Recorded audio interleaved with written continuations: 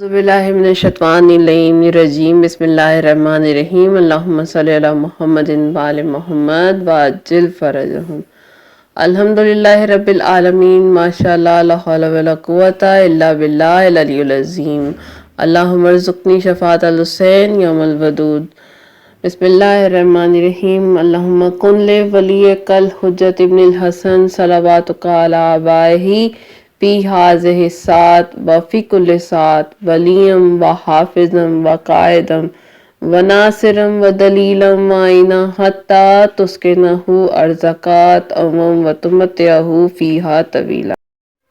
ماہ مبارک رمضان اور پہلا جمعہ جو کہ بہت بابرکت اور برکت جمعہ تو روز جمعہ تو ویسے ہی بابرکت ہوتا ہے اور بڑا فضیلت والا دن ہوتا ہے، لیکن اگر ماہ رمضان میں آ جائے تو اس کی فضیلت میں اور اس کی برکات میں اور اضافہ ہو جایا کرتا ہے۔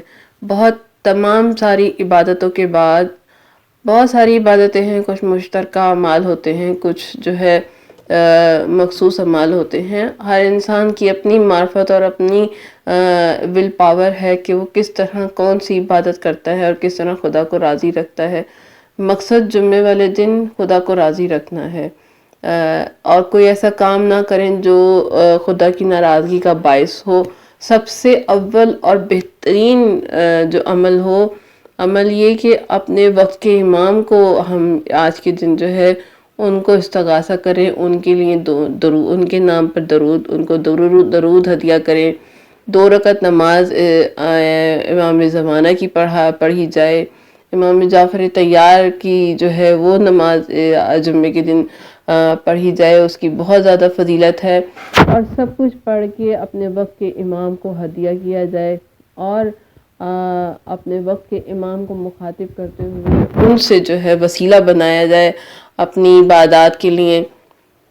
یہ جمعے کے دن سب سے زیادہ فضیلت اور فضیلت سے بھرپور جو ہے عبادت ہوتی ہے۔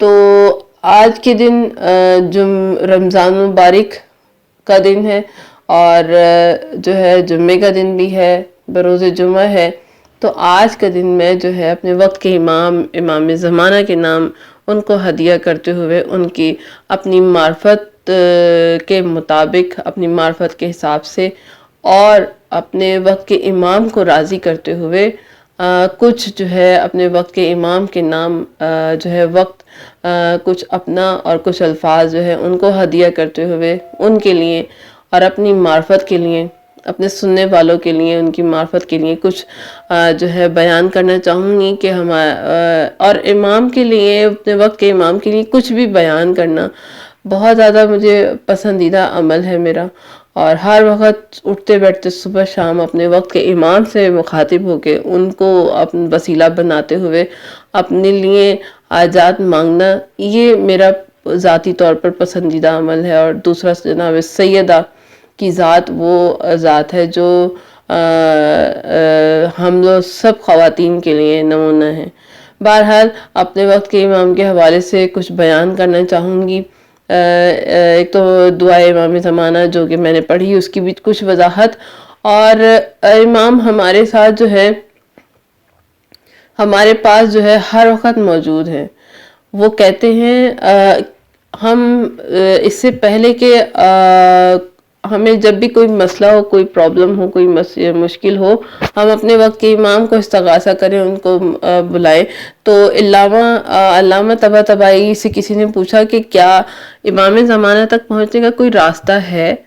انہوں نے جواب میں کہا، امام زمانہ نے خود فرمایا ہے تم اچھے بنو، ہم خود تم کو ڈھونڈ نکالیں گے۔ یعنی کہ جو ہے انسان جہاں پر بھی ہو، جس بھی کیفیت میں ہو، جس بھی کنڈیشن میں ہو، جہاں کہیں پر بھی ہو، معاشرے کے اندر ہو، معاشرے کے اندر جس اعتبار سے بھی کام کر رہا ہو، وہ اپنا فریضہ دیانتداری کے ساتھ، آنیسٹی، ایمانداری کے ساتھ اپنے حقوق اور فرائض ادا کرتا ہو، اسلامی احکام کے مطابق جو ہے اپنی زندگی کو گزارنے کی کوشش کرتا ہو، پھر دیکھیے امام سے اس کی انشاءاللہ تعالی کیسے ملاقات ہوتی ہے۔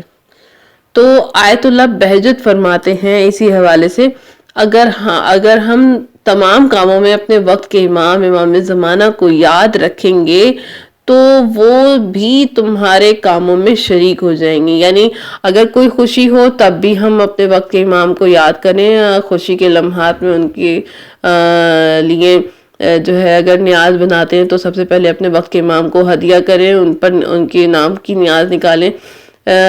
اسی طرح خوشی کے دنوں میں جو بھی کام کرتے ہیں ان کے نام، جو اپنی استعداد کے مطابق سب کچھ کر سکتے ہیں.